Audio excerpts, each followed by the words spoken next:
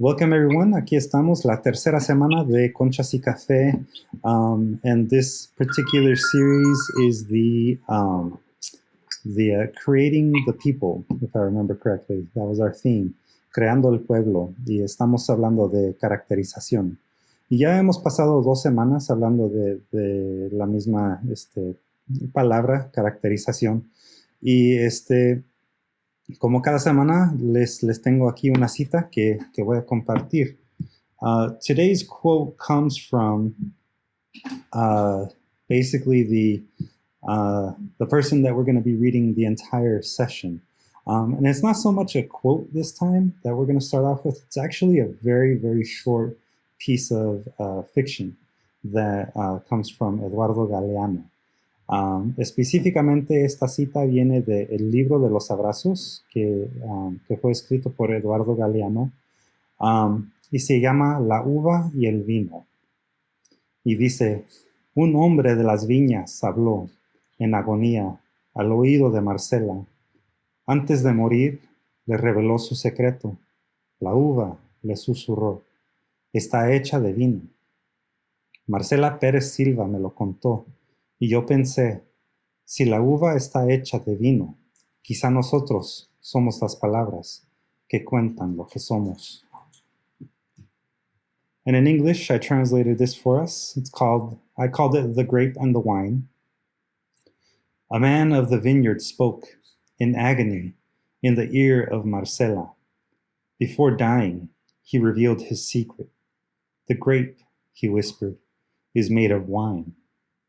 Marcela Pérez Silva told me, and I thought, if the grape is made of wine, maybe we are the words that tell of what we are.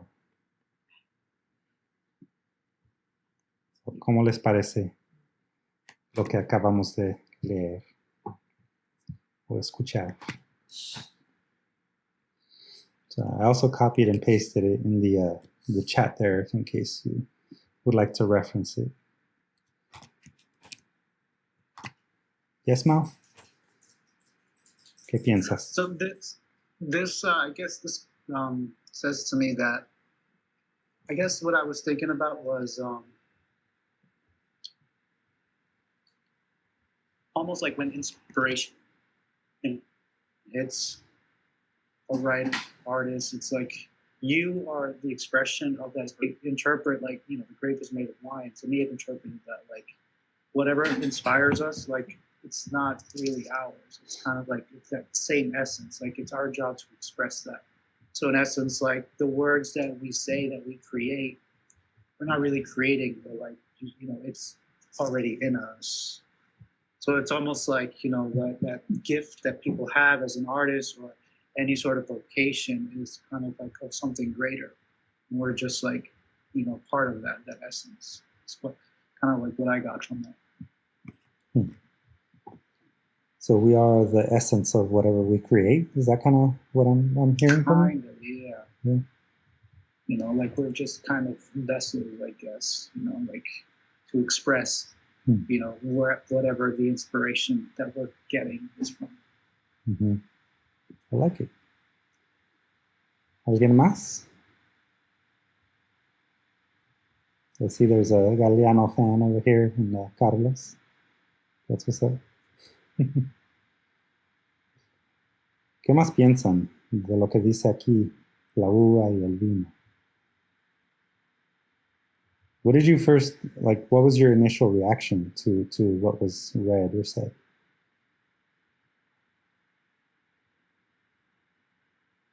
I'll go next.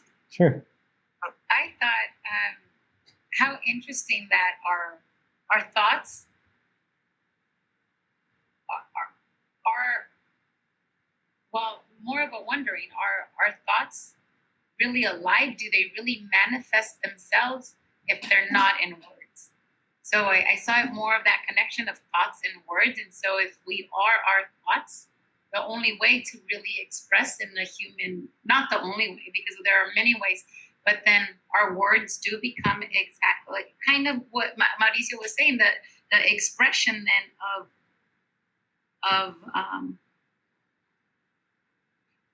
who we can be, because in fact our thoughts who we are. Or they can be, or are they just part of us? Is it our full essence? Kind of like the wine. Is that all that we can get from grapes? Is it only wine, or is that just one of the expressions, right? I love that connection, because then you have to make that connection of thoughts and words, and words do really sum up a lot of what we know and what we want to know and what we aspire to know. And it's one mode of communication really when we want to share with others. And if it wasn't for sharing with others, what would be the expression, right? And how do our thoughts consolidate? Where do they stay, right? If we're not going to put it out there for them, for an audience. Yeah, I like that.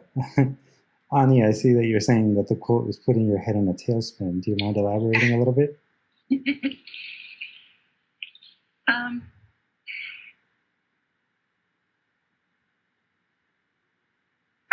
Because I keep wanting to, I keep going back to the grape and the wine. And I'm like, I'm the grape. I am the grape. It's throwing me off. But so part of me is saying that maybe it's that we're defined or recognized or given value by what we create. In other words, the grape is just grape. But wine, and I'm not a wine drinker, but a grape by itself has the value that it has for us is so different from a bottle of wine, which is gone through such a process to go from grape to wine. And maybe what we create gives us value beyond what we are, and then there's literally a million other interpretations of this that are going around in my head, and it's really making me dizzy. Somebody else take over. Well, I can appreciate that. San Juanita? Well, I also was trying to find a connection. But there was something that was off in the quote. I was trying to find a connection. I'm thinking the grape is made of wine, not the other way around. I mean, wine is made of or from the grape, right? But he says the grape is made of wine. So again, I was trying to find the connection between that and what Maria Perez Silva, what is it? No. Or who's the one that, Eduardo. So Eduardo is the one that says this, right? And I thought, if the grape is made of wine, maybe we are the words that tell who we are. So, there you go. I don't know if I can tell you the idea. But it sounds to me like whatever, and I think I said this last time, whatever comes out of our mouth says what we are. That is why, again, I'm going to refer to the Bible, but you know that the word in the Bible, what it says about the word in the Bible, right? I don't know if you ever heard of this, be impeccable with the word, because whatever comes out of your mouth, whatever you say, it says everything about you. Whatever, like, in other words, we have to be responsible with what we say, because our words tell what we are. And that's where I guess that's where it kind of makes sense to me. Because whatever words we say so much about us. And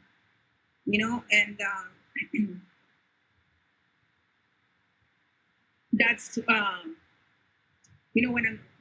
I'm going to give you an example, and please, I'm sorry, I have to, I'm a school teacher, right? So one of the things I teach my kids is I tell them, it's not like if somebody says something bad about you, don't worry, it's not saying anything about you. It's saying everything about them. Mm-hmm. Because the one that's capable of saying that is somebody like, is that person, not you. Mm-hmm. Whatever you say, you're responsible for what comes out of your mouth. So that's the way I see it. It's whatever the words coming out of us is they tell what we are. Yeah. Yeah. I think that it's kind of like the idea of, the words that we choose are going to express as much about us as it does about, the thing that we're speaking about, right? If you remember our very first session when we were talking about, the relationships between between the daughter and the father in that first poem that we read in week number 1. The poem was about the father, but it was really telling us more about the daughter, right? And how the daughter was affected by her relationship with her father. So, that's one way to think about it, que no. Lo que nosotros decimos o los actos que hacemos dicen mucho más sobre la persona que somos que cualquier otra cosa. And I kind of like what Carlos put in the chat, that the human is made of poetry. I think that's a great way of maybe synthesizing that. That's maybe partly what Galeano is trying to say in his observation. But what does that mean? Well, I think that maybe in the case of Abraham, him being 40% alcohol and being intoxicated by poetry, that might be part of it. Pero sí me parece que hay algo de lo que dice Ani en el chat, de que es parte del proceso. Somos el mismo proceso que pasamos para formar lo que escribimos. Right? We are actually the processing of the words that make us. We are just like wine or a grape, has the potential to become wine. We are that potential through the process. So I think that there is definitely something here that everybody is touching on.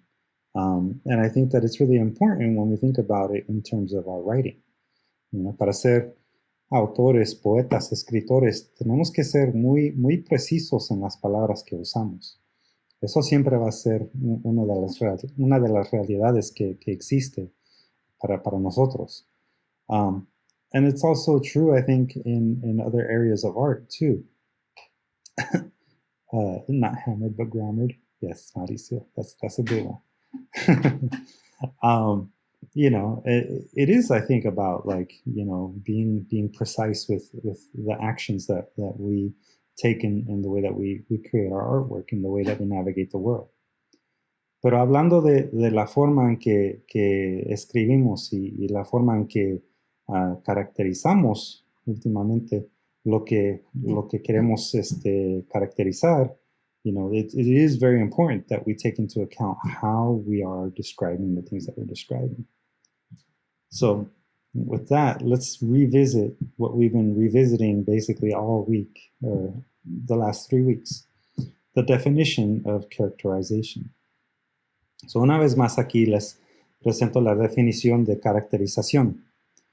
Es la creación o construcción de un personaje ficticio.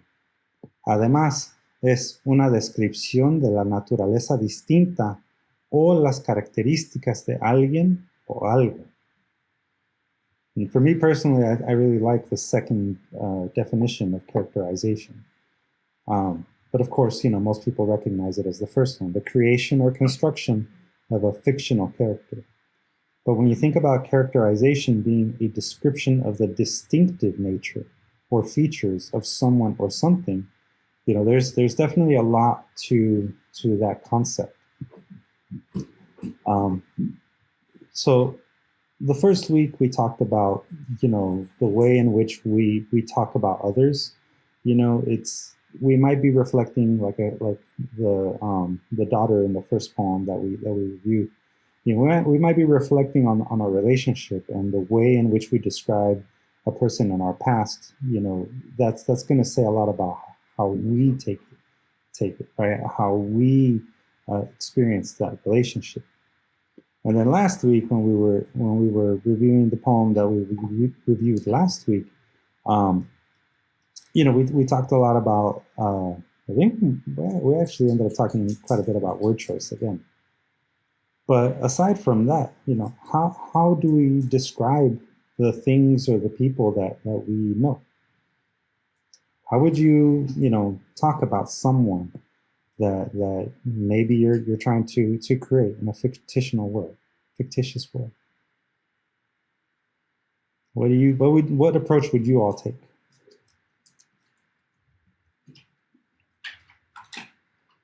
¿Dónde empieza?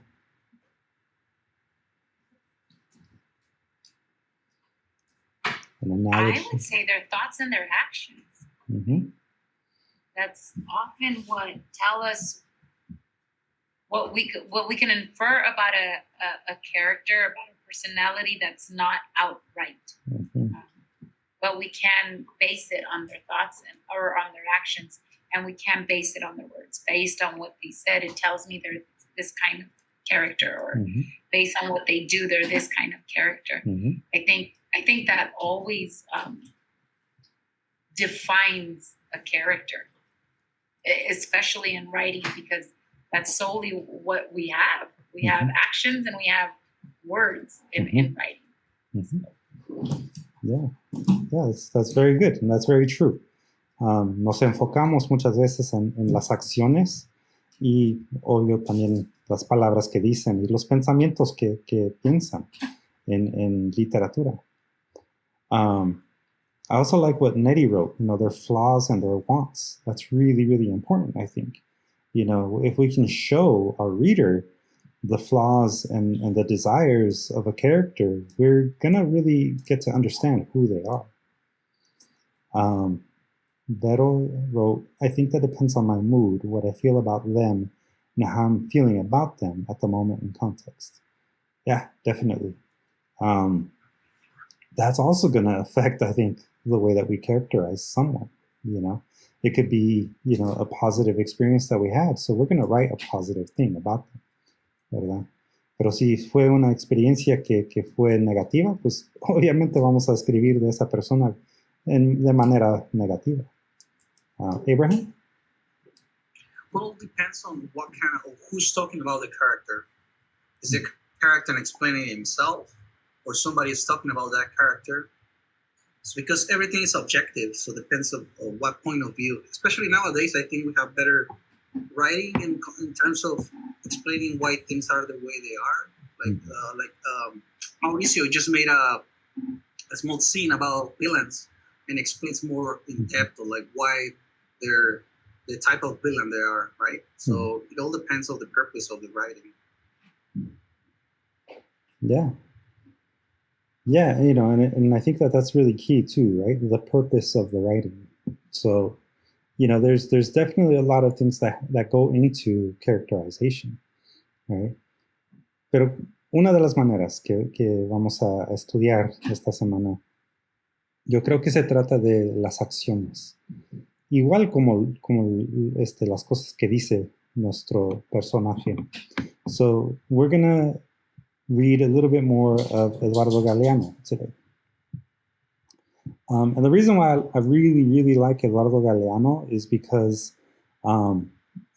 pues como dice aquí en su biografía, Eduardo Galeano fue nacido el 3 de septiembre en el año 1940, falleció el 13 de abril del año 2015. Fue periodista, escritor y novelista uruguayo, considerado, entre varias cosas, el preeminente hombre de letras del fútbol global y un gigante literario de Latinoamérica izquierdista. As a leftist, as a communist, he was very much about writing about the people and what's now in literary terms called witnessing.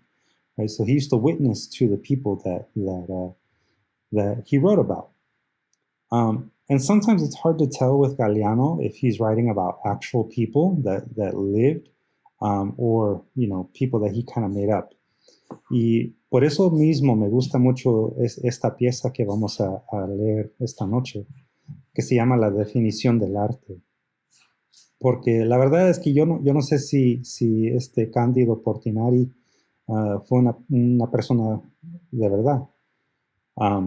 Pero no importa, porque yo creo que yo entiendo muy bien quién es este Portinari. With that, would anybody like to volunteer to read the today's piece for us? And feel free to just jump in. Anybody? I'll go. All right, go for it. Even Portinari is not here. Portinari is to say, for an instant, one would see his nose, his planet shore, and disappear. It was the 30s, the years the hunting led in Brazil, and Portinari had been exiled to Montevideo. Ivan Canade is not from those years, not from that place. But sometime later, he peered through the small hole in a certain pond and told me what he saw. Cándido Portinari came from sunrise to sunset, and all night through. Portinari is not here, the communism electors of Uruguay were going to take positions regarding socialist realism, and they sought the opinion of his prestigious comrades. We know you're not there, teacher, they said, yet they begged. But can you spare us a moment of your time? A small amount of time. And they laid out the situation. I don't know, said Portinari. And he said, the only thing I know is this. Art is art, or it's shit. Excellent. Good job, Mal. Do I have a volunteer to read it for us in Spanish? Yo lo leo. Por favor. Portinari no está, decía Portinari. Por un instante asomaba la nariz, daba un portazo y desaparecía. Eran los años 30, años de cacería, rojos en Brasil, y Portinari se había exiliado en Montevideo. Iván Maid no era de esos años, ni de ese lugar, pero mucho después él se asomó por los agujeritos de la cortina del tiempo y me contó lo que vio. Cándido Portinari pintaba de la mañana a la noche y de noche también. Portinari no está, decía. En aquel entonces, los intelectuales comunistas del Uruguay iban a tomar posición ante el realismo socialista y pedían la opinión del prestigioso camarada. Sabemos que usted no está, maestro, le dijeron y le suplicaron, pero ¿no nos permitiría un momentito? Y le plantearon el asunto. Yo no sé, dijo Portinari, y dijo, lo único que yo sé es esto. ¿El arte es arte o es mierda? Muy bien, muchísimas gracias. All right. So, ¿qué pasó aquí en este cuento cortísimo? What just happened? What did we just read? A man obsessed with his art. A man obsessed with his art. Yeah. I think that's a good way to characterize him, ¿no? ¿Qué sabemos del Portinari? Del tal Portinari? What did we learn about him? I think people were asking his opinion on things, but I think it's one of those things that art's supposed to speak for itself. And at the end, I really like. So tenía un tío que decía de mi arte a tu arte, mi arte. Yeah. Oh my god. Yeah. Yeah, de mi arte a tu arte, mi arte. Yeah. If you don't get it, mi arte is basically saying to pee yourself, you know. So it's kind of like a play on words in Spanish. But what else? What else did we learn about Portinari? I mean, it's such a short piece, right? It's what, like 4 paragraphs total. He is in his own world, definitely. Portinari no está, decía. I mean, that's what he used to say, right? Portinari is not here, he said. It's like a man possessed. Yeah. It sounds like he doesn't want to meddle in anything that has to do with politics, and that's his way to kind of, you know, he said, because I mean, he is there, but is he there? You know, is he there?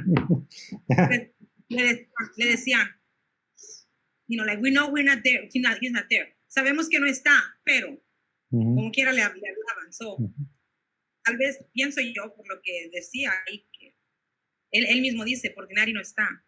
Like, I don't have an opinion. I don't have anything to say. This is my work. This is, you know, like, tu arte. Yeah. Mi arte, como dice. Yeah. What else do we know? I have a question. When they're talking about social realism, they're talking about a new movement in art, political art, maybe. Yeah. I mean, I think within the context, we can assume that that's what they're referring to as socialist realism, which basically is a form of art.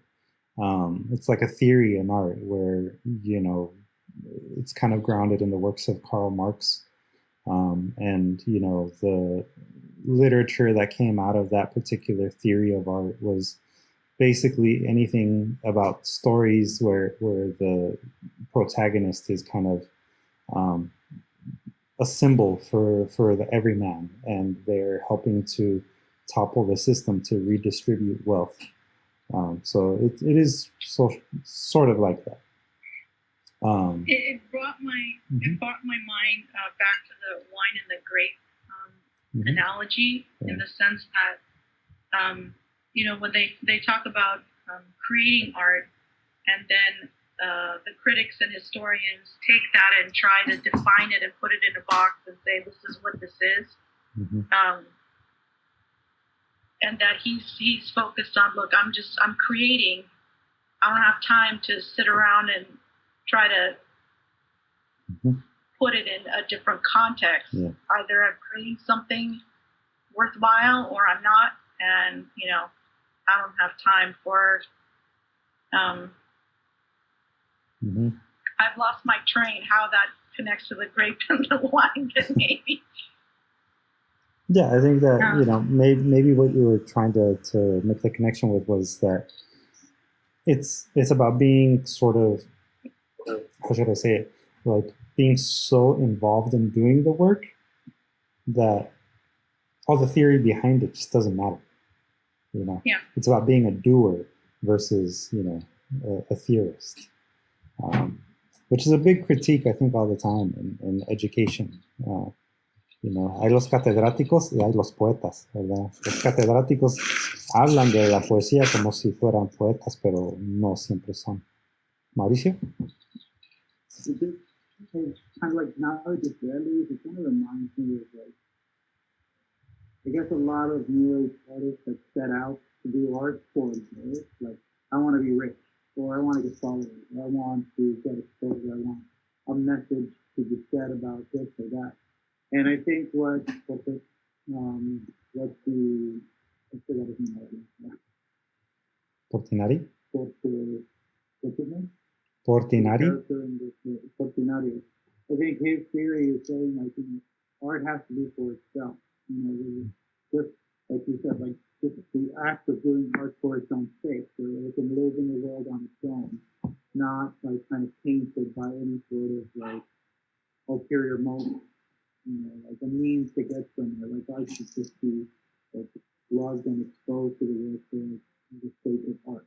Kind of like some people that think that, you know, information should be had just for the sake of pursuing knowledge or information, not for some, you know, gain that is nefarious or otherwise. Yeah. So I guess, like, I think like a purist type of way of seeing art. Yeah, I think that, and sorry, it sounds like your mic is moving a lot there. So Sorry, no, I just kept messing with the volume okay, with my elbow. okay. But I think what from what I got, what you were saying is that basically, yeah, Portinari is the practitioner and is very involved in the practice of creating art, and he believes that art should be just made for its own sake. Whereas, the people outside of him are, again, the theorists, right? And they feel a need to have an opinion about art, but his art is just what it is,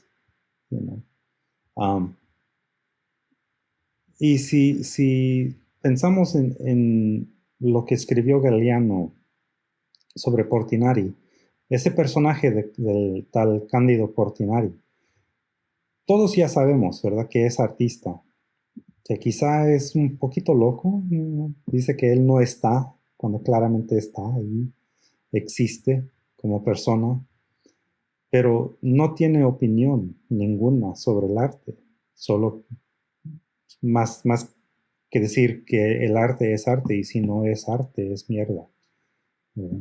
So he has his very strong opinions about what art is, right? If it's not art, it's shit, according to him. So, yeah, exactly. So, I mean, what are the things that I think?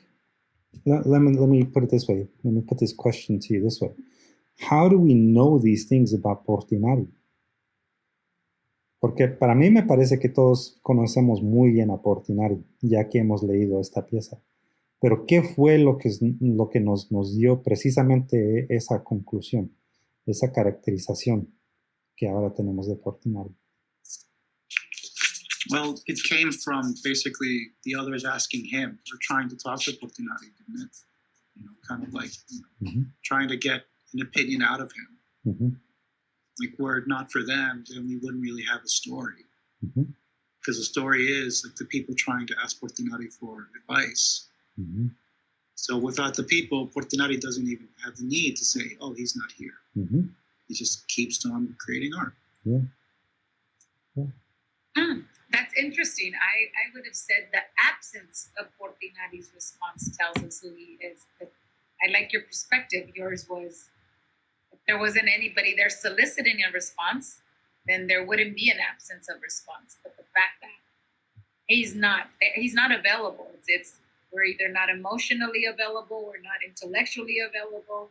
And that's what he knows. He knows that they're digging deeper. He knows that they're going to, again, we're talking about the 30s, Latin America. We're probably talking about rampant illiteracy throughout Latin America. And so what is art used for, right? And maybe he knows they're digging deeper for that, right? And he's not available for that. I'm not for your purpose. I'm for my purpose of creating. Right? So he stood firm, because it was also the onset of a big movement that would then really be used to educate through art when literacy means we're not available. Yeah. I think it's also very important to remember, right, that la primera semana, cuando estuvimos leyendo ese poema de la primera semana, conocimos al hablante del poema, right? The speaker of the poem was who we got to know, because they were writing from that first person point of view. Y de ese punto de vista de la primera persona, así es como fuimos conociendo al personaje principal de ese poema, en relación a como esa persona conoció a su padre.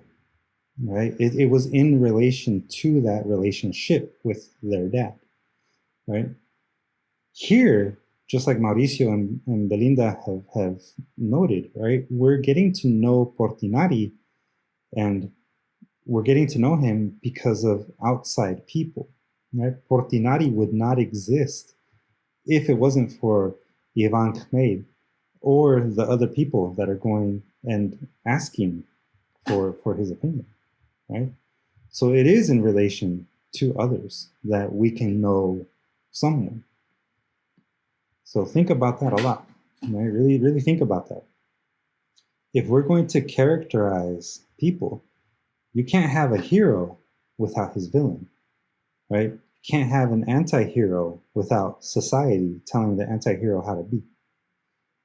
Todo eso funciona en conjunto, right? So characterization, creando el pueblo, creando un personaje, no es solo el acto de crear una persona en un cuento o en un poema. It is the act of creating multiple people in relation to each other.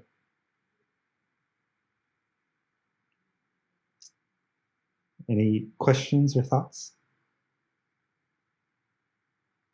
Ani says, there is also a witness that he's painting all the time. His behavior tells us where his priorities are. Right, exactly. That's another really key thing. The antagonist is just as important as the hero, right, Mauricio? Right. And the community is a character. Yes, Ani, that's right. So, the people watching are the people that are going to give us a sense, I think, of who a character might be. But it is about the behavior too, right? Precisamente como dijo Belinda al inicio de la lección, the actions, the thoughts, the words that are spoken by any character are going to define them. It could be the absence of those same things too. So, keep that in mind. You can say a lot by saying nothing, right? And what are the things that we see repeated by Portinari? Portinari no está. ¿Cuántas veces se dice eso en esta pieza? Let's actually take a look at it. See how many times. Es la primera cosa que se dice, ¿verdad? Portinari no está. La primera vez. Portinari no está. La segunda vez. Y hablando en tercera persona. Ajá, y hablando en tercera persona. Para un otro personaje. Exacto. Eso también es importante. Pero aquí también. Dice Portinari, suponemos, que él dice 2 veces que él no está. Pero hablando en tercera persona. Y ahora tenemos también la comunidad que está reconociendo que él mismo dice que no está. Right? So there's that third time. This, I think, is important, right? It's the acknowledgement of other people saying, okay, we know you're not there. So sabemos 3 veces que no está. Right? Repetition is really important, I think, in this piece in particular. Porque no nomás es una repetición de las palabras, sino es una repetición del acto. Okay? Like white space in a painting. Yeah, can definitely, like the absence of interaction can be like the white space in a painting. Right? It gives us a pattern to understand. Right?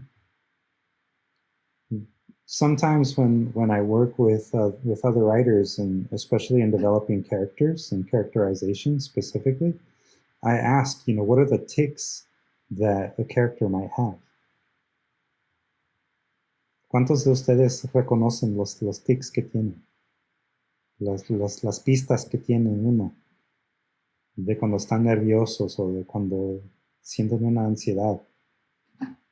How many of you guys, recognize that, you might tap on a table, or you might tap your pen or pencil when you're nervous or tired or thinking?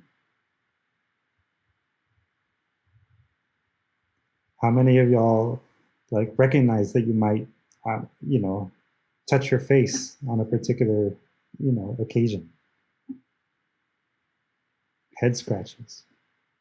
I can tell you that one of mine is doing this. I do this a lot. I will me acomodo el bigote. It's just like a tic. It's a habit that I have, I'm trying to look it up. Well, Yo también. sí, no, sí. We can all agree with that, right? Pero no, en serio, hablando en serio.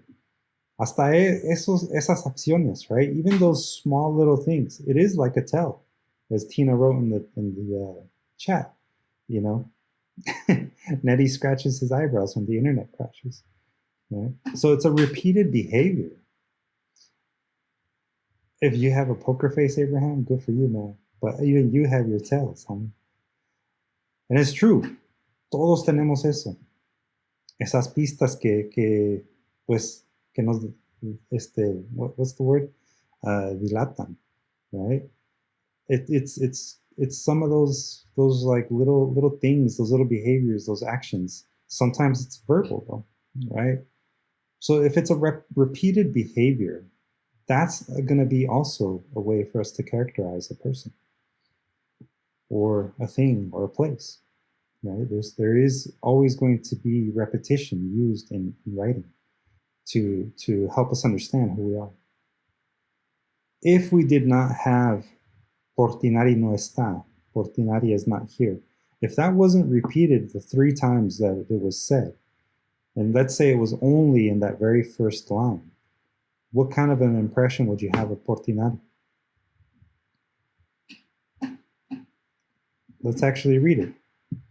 Let's see what happens if we take out that repetition of Portinari no está. So aquí lo voy a leer sin decir las líneas a donde dice Portinari no está. Menos el primero. Portinari no está, decía Portinari. Por un instante asomaba la nariz, daba un portazo y desaparecía. Eran los años 30, años de cacería de rojos en Brasil, y Portinari se había exiliado en Montevideo. Iván Kmeid no era de esos años, ni de ese lugar, pero mucho después, él se asomó por los agujeritos de la cortina del tiempo, y me contó lo que vio. Cándido Portinari pintaba de la mañana a la noche, y de noche también. En aquel entonces, los intelectuales comunistas del Uruguay iban a tomar posición ante el realismo socialista y pedían la opinión del prestigioso camarada.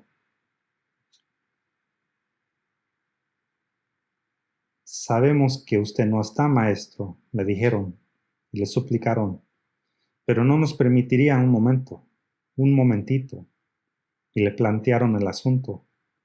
Yo no sé, dijo Portinari, y dijo, lo único que yo sé es esto, el arte es arte o es mierda. I don't know about you, but it already sounds different to me, even just taking out that one tongue. But let's hear it again in English, right? Portinari is not here, Portinari used to say. For an instant, one would see his nose, he'd slam his door and disappear. It was the 30s, the years for hunting reds in Brazil, and Portinari had been exiled to Montevideo. Ivan Kmeid was not from those years, nor from that place, but sometime later, he peered through the small holes in the curtain of time and told me what he saw. Cándido Portinari painted from sunrise to sunset, and all night too. At that time, communist intellectuals of Uruguay were going to take a position regarding socialist realism, and they sought the opinion of the prestigious comrade. We know you're not there, teacher, they said, yet they begged. But can you spare us a moment of your time, a small amount of time? And they laid out the situation. I don't know, said Portinari, and he said, the only thing I know is this, art is art, or it's shit. Did y'all get a different sense of Portinari without having that second repetition? I see some head nods. He sounds less eccentric, Yeah. which Do you know what I mean? It sounded more crazy to have it repeated over and over, because it sounds like that's all he's doing all day, and he doesn't say anything else except that. And so then it's a big surprise at the end when he graces them with a little bit extra. Yeah. He's like, all right, let me tell you. I'm going to tell you something before I slam the door. Mm-hmm. Yeah. Yeah. So Juanita? So repetition makes him sound more.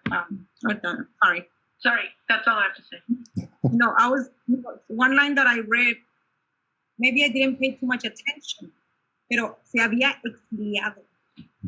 I think that makes a big difference. You know, fue exiliado o él, you know. Dice, en español dice se había exiliado. Uh-huh. Y en el otro dice, no me acuerdo bien, pero yo creo que en el otro parece que he was exiled. Yeah. So, yo pienso que that makes a big difference already. Mm-hmm. You know, on his opinion on what's going on. Mm-hmm. I think. I guess, I don't know, I have not paid attention to that line until right now. Mm-hmm. Dice, se había exiliado a Montevideo. Mm-hmm. So, and that is, I think, that's an important thing to note, right, about translation. Yeah. Because if he self-exiled himself, that just adds to the narrative that he is like very obsessed with his art.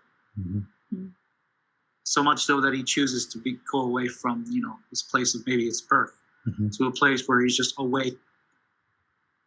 Yeah. Yeah, and yeah, that speaks obviously to the difficulty of translation, right? I don't have Eduardo Galeano here to ask, if he meant that Portinari was self-exiled or if he was just simply exiled. That does make a difference. But even with, like I was saying, going back to the idea of that repetition, right? Without that second repetition of Portinari no está, I do feel like it does kind of change, at least a little bit, how we understand Portinari. So, Belinda? He definitely sounds more elusive without the repetition, more of like an untouchable character. But I think when we eliminate that also, we go a little deeper with the piece. The piece was then, it goes into a second step of not the present moment. Many years way later, someone's looking through the curtains of time. So we're not talking about the same time and space. Mm-hmm. And it wasn't as apparent until we omitted those lines, in my opinion. Mm-hmm. When we omitted those lines, then we come into Gamay, who came in and said he wasn't of that time, but he still had this observation to make. He's coming back and analyzing how history went down mm-hmm. back then, right? And what Portinari, what his role was in this newfound, organization or political structure that was trying to be imposed now. Mm-hmm. That's why he's like, phase me out. It has nothing to do with me. Mm-hmm. I'm not part of it. Right. Right. So it does change it, right? Ultimately. And I think that's a really important thing for us to kind of see that's happening, right?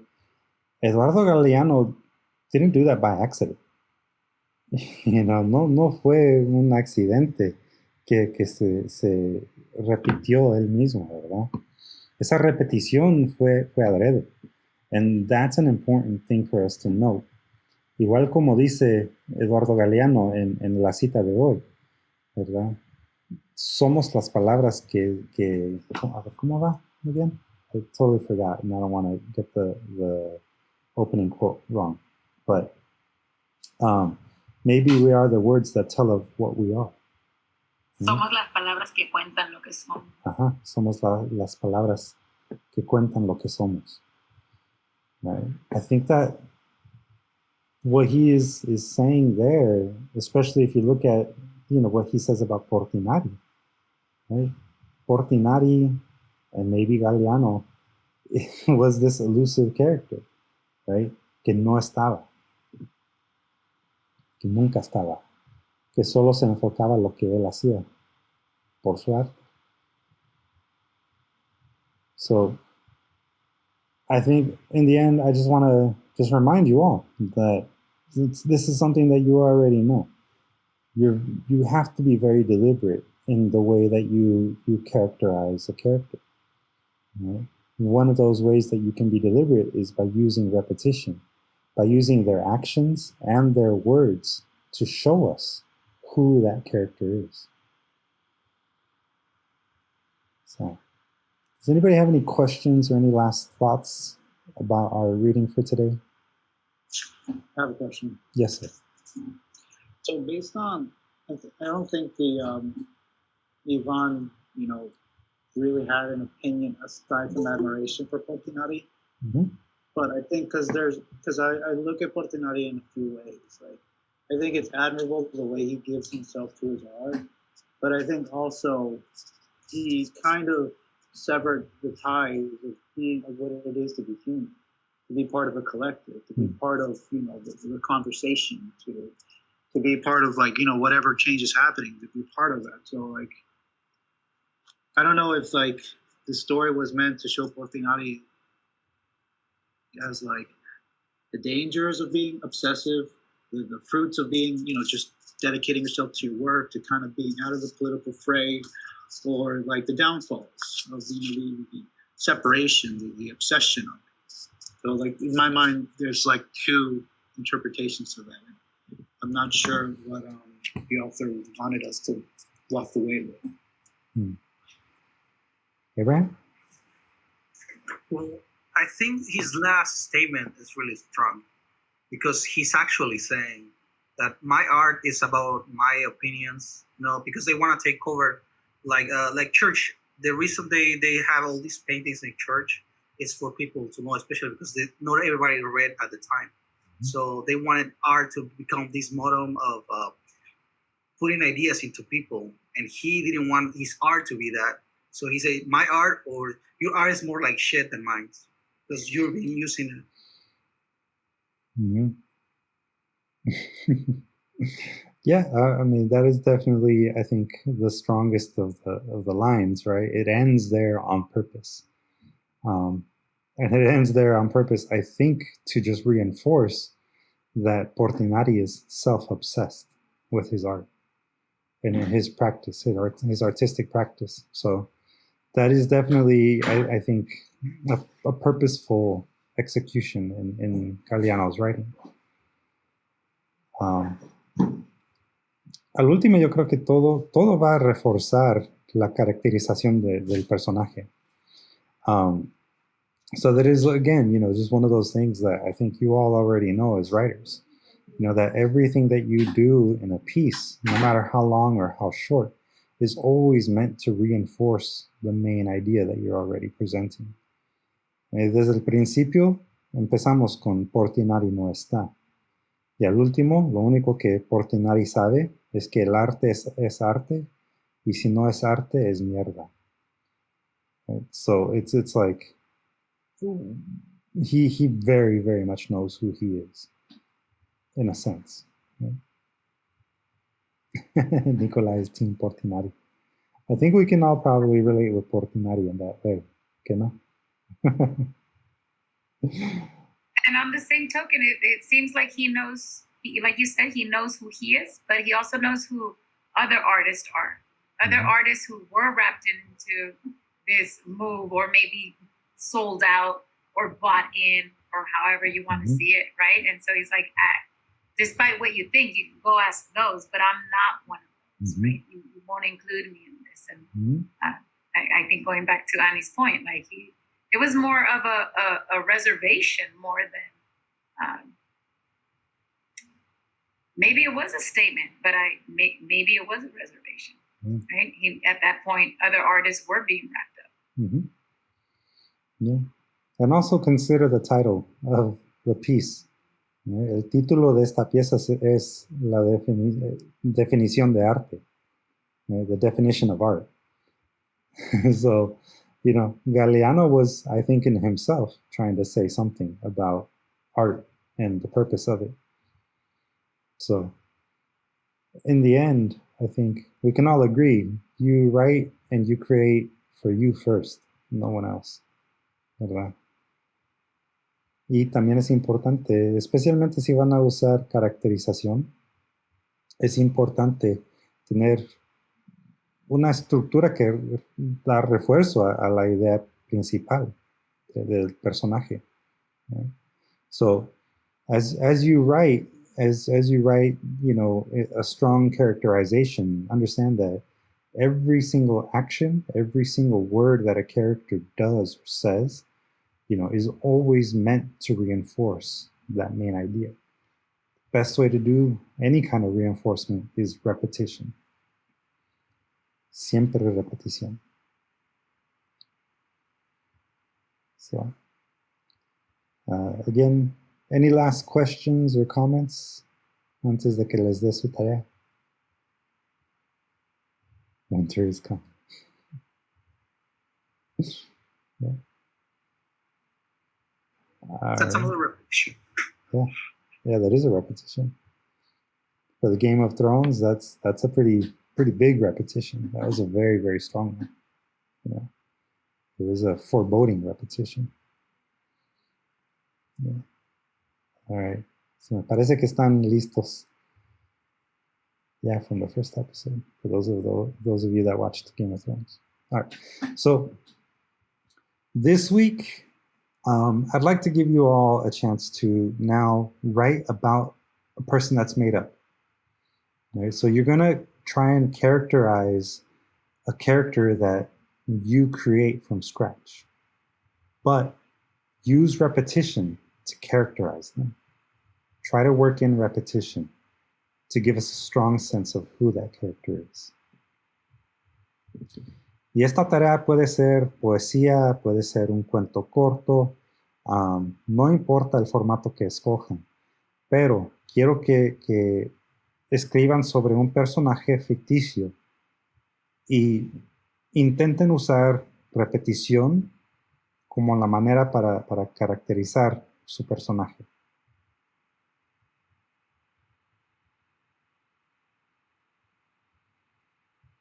Just as a little reminder, remember that repetition could be, something that the character says or an action that the character takes. It could be like a tick, it could be, whatever. Poetry or prose poetry, como quieran. But any form that you choose, just really try to incorporate repetition in your characterization of this character.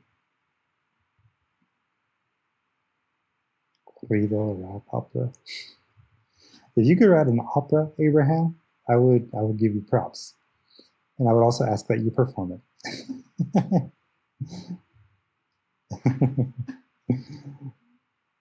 All right. So does anybody need me to repeat again the homework? Are y'all good? De todos modos lo voy a poner en el Google Classroom. Cuando está tomado y performs opera. There you go. All right.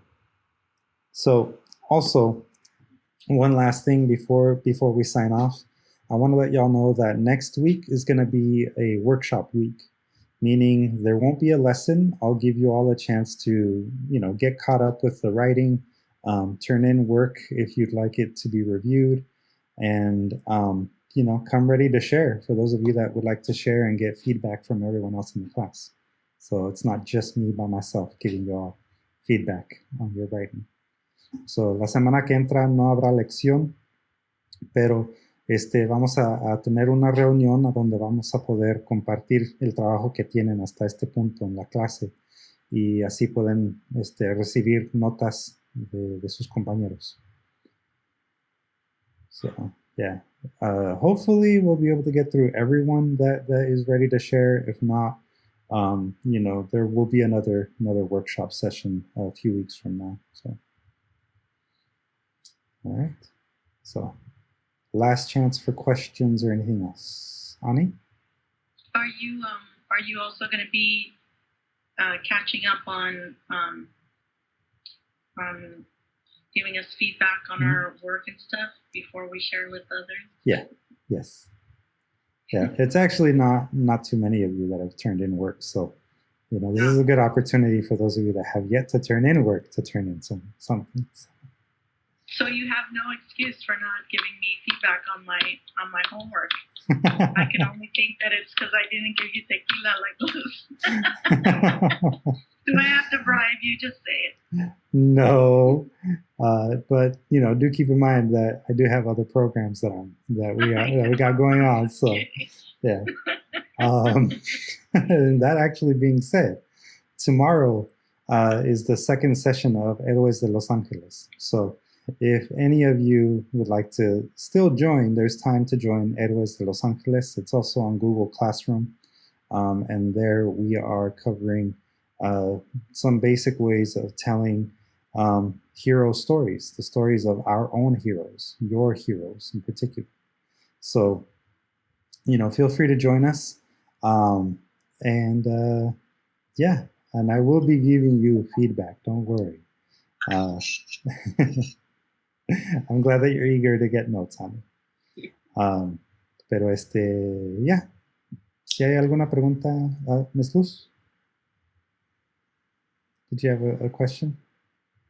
Me, no. No? Oh, okay. ¿Alguien más?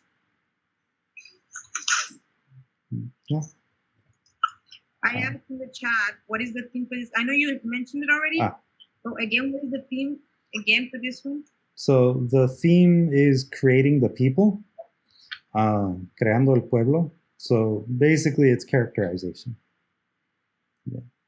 So we're building up. So we started off with talking about ourselves, right? We started off with, a relationship that has affected us.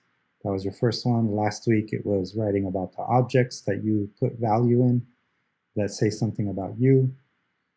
And this week, it's about now creating a fictitious person and using repetition. All right. So, con eso, les deseo un buen resto de su semana. I hope you all have an excellent holiday break. Celebrate Indigenous Peoples Day. Celebrate, Thanksgiving. And, just be safe, be healthy. Y por aquí los veo la semana que entra. Take care, everyone. Pasen buena noche. Bye. Happy Indigenous Day, guys. Thank you. Take it easy, guys. Don't eat too much. Eat a lot. Eat a lot. Yeah. I can't promise that. Then work it out. Then work it out. I can do that. Take care. Thank everyone. you. Those sections were really great conversation.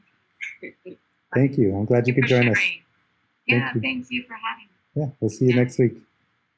Bye, guys. Bye.